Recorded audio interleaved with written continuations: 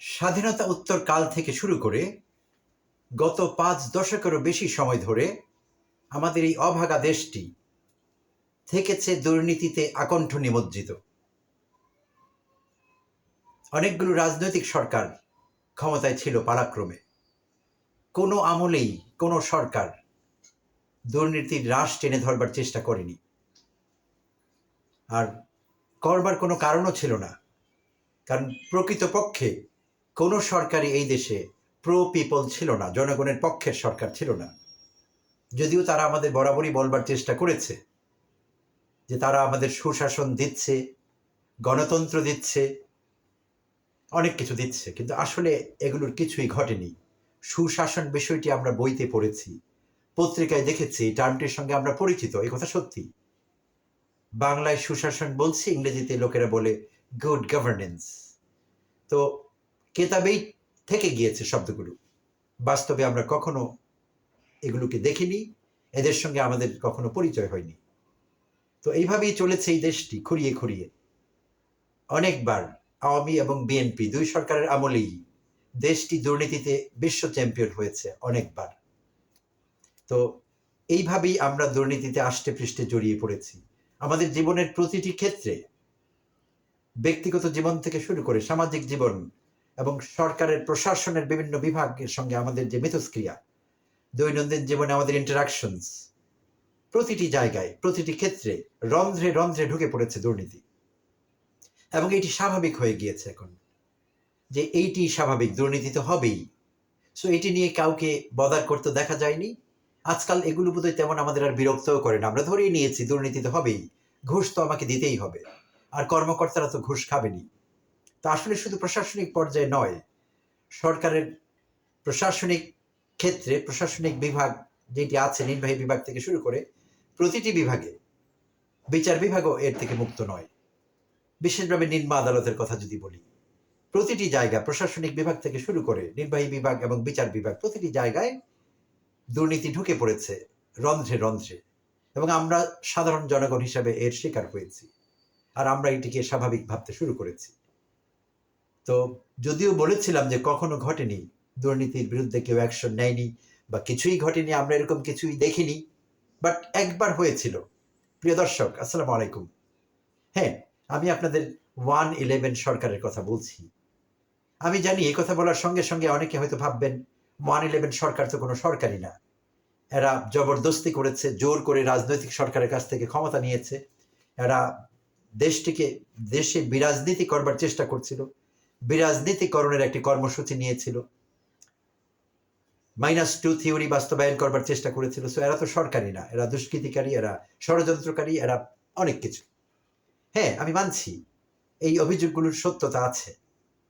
তো সেই আলাপে না গিয়ে আমি শুধু এইটুকু বলতে চাই, আর যেই কারণে আমি এদের নাম নিয়েছি, এই 53-54 বছরে প্রথমবারের মতো একমাত্র 1-11 সরকারই পেরেছিল দুর্নীতির অন্তরাত্মা ধরে টান দিতে।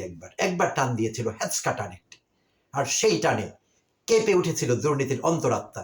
হ্যাঁ দর্শক, নিশ্চয়ই আপনারা মনে করতে পারছেন, সেই 1-11 সময়টিতে অনেক দামি দামি গাড়ি রাস্তায় পড়ে থাকতে দেখা গিয়েছে, কোটি কোটি টাকা দামের গাড়ি রাস্তায় পড়েছিল, মালিকানা দাবি করবার কেউ ছিল না, টাকার বস্তা রাস্তায় পড়েছিল, খালে মিলে পড়েছিল, কালভার্টের নিচে পড়েছিল, ব্রিজের নিচে পড়েছিল, সে টাকার বস্তার দাবি করবার কোনো লোক ছিল না। তো প্রথমবারের মতো দেশের মানুষ বুঝতে পেরেছিল, হ্যাঁ, দুর্নীতি বলতে দেশে কিছু ছিল, আর দুর্নীতি দমন করবার জন্য কেউ আছে এবং দমন করা সম্ভব। কেউ সেই অবস্থা থেকে পরিত্রাণ পায়নি। বড় বড় লোকদের আমরা দেখেছি, তথাকথিত বড় বড় শিল্পপতিদের আমরা দেখেছি বিদেশে পালিয়ে যেতে, কারণ তাদের ভয় ছিল তাদের দুর্নীতির জন্য তাদেরকে জবাবদিহিতার আওতায় আনা হবে, জিজ্ঞাসাবাদ করা হবে, রিমান্ডে নেওয়া হবে, সেই ভয়ে তারা পালিয়ে গিয়েছিল, অনেকেই দেশ থেকে পালিয়েছিল। পরে তারা আবার আস্তে আস্তে চলে এসেছে, কারণ পরিস্থিতি সহনীয় হয়ে উঠেছিল একটা সময়। আর 1-11 সরকার কি উদ্দেশ্যে এসেছিল আমরা এখনো ভালো করে জানি না, এই বিষয়ে নানা রকম স্পেকুলেশনস আছে, বিভিন্ন জায়গায় জল্পনা কল্পনা আছে এখনো, এতগুলো বছর পরেও, প্রায় 17-18 বছর হতে চললো, এতদিন পরও এই সরকার কেন এসেছিল, কেন ব্যর্থ হলো, এই বিষয়ে পুরোপুরি হিসেবটি আমরা আসলে এখনো পাইনি। তো যাই হোক, তো হ্যাঁ, ওই যেটা বলছিলাম যে বিরাজনীতিকরণ করছিল, তাদের বদনাম, তাদের নাম অনেকে নিলে তারা বিরক্ত হন, মানুষ দেখেছি। তো হ্যাঁ, তারা যদি বিরাজনীতি করার চেষ্টাও করে থাকে, কেন করেছিল? কারণ রাজনীতি এদেশে ঠিকমতো কাজ করছিল না। রাজনীতি হয়েছিল দুর্বৃত্তায়নের হাতিয়ার। রাজনীতির দুর্বৃত্তায়ন কিংবা দুর্বৃত্তায়নের রাজনীতি, পুরো বিষয়টি এরকমই হয়েছিল।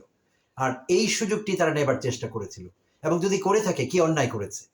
হ্যাঁ, তাদের উদ্দেশ্য যদি সৎ হতো তারা সফল হতেন। এই দেশের সাধারণ মানুষ তাদেরকে সমর্থন করেছিল। তখনও সাধারণ মানুষ আলহামদুলিল্লাহ বলেছিল, মাশাল্লাহ বলেছিল, যখন দুর্নীতির বিরুদ্ধে এই অভিযোগগুলো চলেছিল। কারণ মানুষ একটি বার দুর্নীতি বিরোধী অভিযানের স্বাদ পেয়েছিল, যদিও সেটি দীর্ঘস্থায়ী হয়নি। হ্যাঁ, তারপর থেকে আমরা আবার একই জায়গায় ফিরে গিয়েছিলাম, একই বৃত্তে আমরা আবার আবর্তিত হয়েছি, একইভাবে চলছিল সবকিছু। দুর্নীতি আবার হয়ে উঠেছিল সর্বগ্রাসী, এবং কখনো কমেনি, বেড়েই চলেছে। সেই দুর্নীতির করাল গ্রাস থেকে আমরা কখনো মুক্তি পাইনি। তো এখন 5 আগস্ট পরবর্তী সময়ে যে সরকার ক্ষমতায় আছেন, অন্তর্বর্তীকালীন সরকার, এই সরকারের কাছে আমাদের অনেক প্রত্যাশা ছিল, এখনো আছে। তো আমাদের সব প্রত্যাশা পূরণ হয়নি, হচ্ছেও না। আমরা আশা করছি যে আমাদের আরো অনেক প্রত্যাশা হয়তো পূরণ হবে। আমরা যদিও জানি না এই সরকার কদিন ক্ষমতায় থাকতে পারবে, তাদেরকে কদিন ক্ষমতায় থাকতে দেয়া হবে।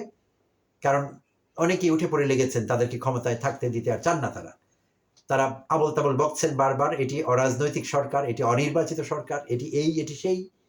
কিন্তু সেই ধান্দাবাজেরা, সেই সুযোগ সন্ধানীরা এটি ভুলে গিয়েছে যে আমরা সাধারণ মানুষ, আমরা জানি, আমরাও জানি যে এটি অরাজনৈতিক সরকার, এটি অনির্বাচিত সরকার।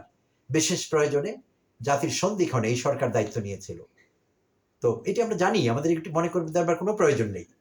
বাট এই সরকারের হাত দিয়ে আমরা আশা করেছিলাম কিছু সংস্কার হবে, কিছু জরুরি সংস্কার হবে, দুর্বৃত্তায়ন বন্ধ হবে আস্তে আস্তে। ভবিষ্যতের সরকারগুলো আবার স্বৈরাচারী হয়ে উঠতে পারবে না, কিছু ফাঁক ফোকর বন্ধ করবে এই সরকার, আমরা আশা করছিলাম, এখনো আশা করছি।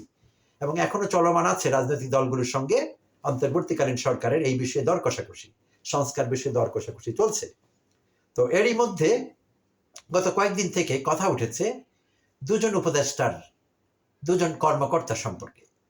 একটি হলো আমাদের স্থানীয় সরকার মন্ত্রণালয় এবং যুব ও ক্রীড়া মন্ত্রণালয়ের উপদেষ্টা আসিফ মাহমুদ সজীব চৌধুরীর APS বা সহকারী একান্ত সচিব মোয়াজ্জেম হোসেনের কথা অনেকদিন ধরেই এখানে ওখানে হচ্ছে, যে মোয়াজ্জেম হোসেন বদলি বাণিজ্য বা অন্যান্য কারণে বিভিন্নভাবে প্রশাসনকে ব্যবহার করে, তার পোর্টফোলিও ব্যবহার করে তিনি অন্যায় সুযোগ নিচ্ছেন, তিনি দুর্নীতি করছেন, তিনি ঘুষ নিচ্ছেন বড় বড় অঙ্কের। এই আলাপটি অনেকদিন থেকে আছে, বিভিন্ন মহলে উচ্চারিত হচ্ছে, আমরা শুনছি।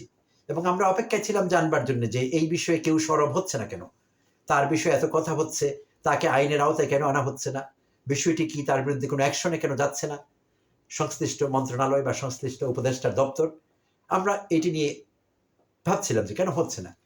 আর একই সঙ্গে আরেকজন উপদেষ্টার কথাও বলতে হচ্ছে, নূরজাহান বেগম স্বাস্থ্য উপদেষ্টা, তার ব্যক্তিগত কর্মকর্তা মোহাম্মদ তুহিন ফারাবি।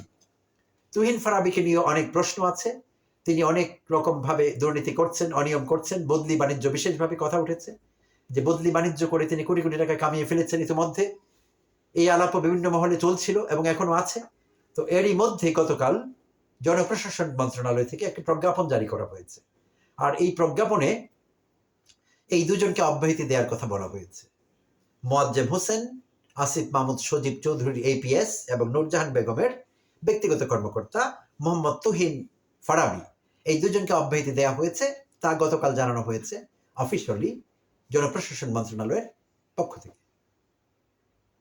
তো ঠিক আছে, আমরা এতে খুশি, সবাই খুশি হয়েছে। আমরা দেখছি লোক উচ্ছ্বাস প্রকাশ করছে যে দেরিতে হলেও এই উপদেষ্টার দপ্তরগুলো একটি ভালো সিদ্ধান্ত নিয়েছে, জনপ্রশাসন মন্ত্রণালয় ভালো সিদ্ধান্ত নিয়েছে। কথিত দুর্নীতির দায়ে এই দুজন কর্মকর্তাকে তাদের দায়িত্ব থেকে অব্যাহতি দেওয়া হয়েছে। তো এইটুকুই আমরা জানতে পেরেছি। তো অনেক সময় দেখা যাচ্ছে যে অনেককে অনেক জায়গা থেকে অব্যাহতি দেওয়া হয়, তাদের বিরুদ্ধে কোনো কথা উঠলে, দুর্নীতি অনিয়মের অভিযোগ উঠলে বলা হয় যে তাদেরকে অব্যাহতি দেওয়া হয়েছে। So that's not enough.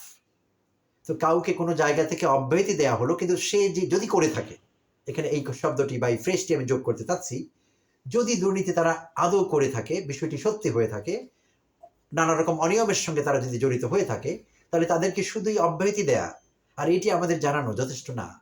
আমরা এতে যথেষ্ট আশ্বস্ত হই না, কারণ আমরা তাদেরকে আইনের আওতায় দেখতে চাই।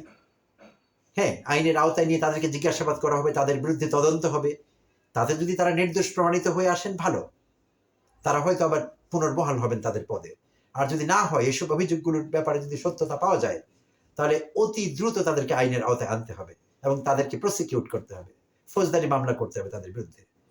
এটি সবাই চাচ্ছি আমরা, দেশবাসীর এইটি চাওয়া অন্তর্বর্তীকালীন সরকারের কাছে। এবং আমরা এই বিষয়ে অতি দ্রুত উচ্চ ক্ষমতা সম্পন্ন তদন্ত কমিটি চাচ্ছি। এবং আমরা এটি কিন্তু শুনতে চাচ্ছি না যে তদন্ত কমিটি 2 মাস পর তদন্ত রিপোর্ট দেবে, এরকম না। আমরা 7 কার্য দিবসের মধ্যে তদন্ত কমিটির ফলাফল চাচ্ছি। তারা আদৌ দুর্নীতি করেছেন কিনা, অনিয়ম করেছেন কিনা, করে থাকলে কোন পর্যায়ে করেছেন, কোথায় কোথায় করেছেন, এগুলো আলোতে আসতে হবে। এবং যদি আসে তাদেরকে প্রসিকিউট করতে হবে। আর যদি না আসে, সেটিও দেশবাসীকে জানিয়ে দেবে অন্তর্বর্তীকালীন সরকার এবং সংশ্লিষ্ট বিভাগ, যে না, তাদের বিরুদ্ধে যেসব অভিযোগ উঠেছিল এগুলো ষড়যন্ত্র, এগুলো অপপ্রচার, এগুলো প্রপাগান্ডা, এটিও আমরা জানতে চাই। পুরো বিষয়ে আমরা একটি স্বচ্ছতা আশা করছি এবং অতি দ্রুত সরকার আমাদের এই বিষয়ে স্বচ্ছতা দেবে, আমাদের জানাবে আসলে কি হয়েছিল, আসলে কি হচ্ছে এবং সরকারের এই বিষয়ে কি অবস্থান। ধন্যবাদ দর্শক, ভালো থাকবেন।